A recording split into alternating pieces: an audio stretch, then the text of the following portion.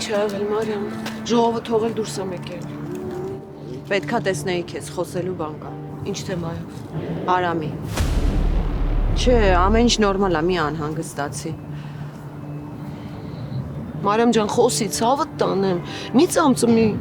100 տարի է դու ինչ ճանաչում ես։ Գիտես չէ, եթե ինչ-որ բան ունես ասելու, մի անգամից պետք է ասես։ Երեկվանից մեր տանը պատերազմ է, հայր ու տղա իրար դեմ են դուրս եկել։ Հասկացա։ Արամի ընկերուհու հետ կապված։ Հա։ Այսինքն ձեզ մոտ տենց բնավորություն ա դարձել, հա։ Դուք տենց ջարդ ու փշուր եք անում ձեր երեխեքի ճակատագիրը։